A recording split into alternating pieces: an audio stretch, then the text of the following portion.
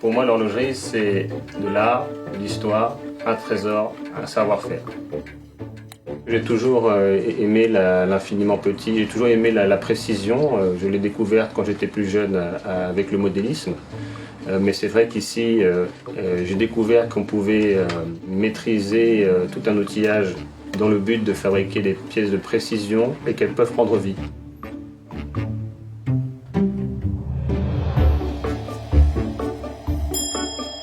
Pour moi, l'horlogerie, c'est un art, c'est un savoir-faire ancestral. C'est un métier qui demande une grande polyvalence parce qu'on va travailler de la matière en général, la micromécanique, ainsi qu'une partie esthétique. Il y a une pièce qui est cassée, donc voilà, je suis en train de venir lui faire un manchon pour qu'elle puisse pivoter à nouveau. Suivant l'évolution des alliages à travers les siècles, si on travaille sur une horloge du XVIe siècle évidemment, ou une montre ancienne, l'alliage est différent et nous travaillons principalement l'acier et le bronze et le laiton, bien sûr le laiton.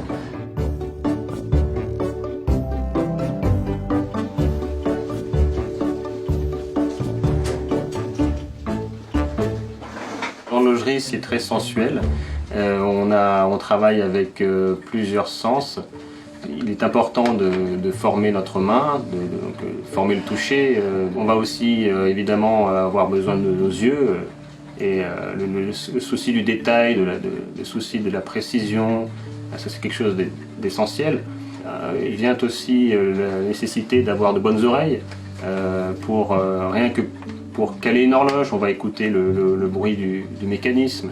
Mais on a aussi toute la partie sonore, évidemment, toutes les sonneries.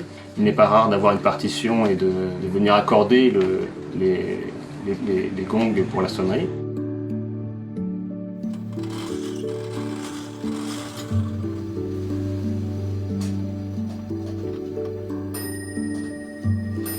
Il y a un petit problème de friction ici, qui a fait que ça n'a pas entraîné tout ce que ça devait entraîner.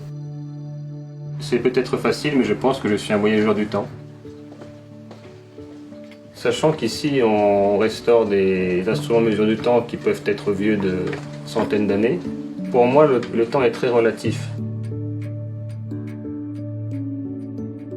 C'est une horloge d'époque Renaissance, et tout cet aspect historique au niveau de la Terre qui correspond à une carte de 1530. Je vis des chasses au trésor un petit peu, des quêtes un peu au quotidien parce qu'on travaille sur des objets anciens.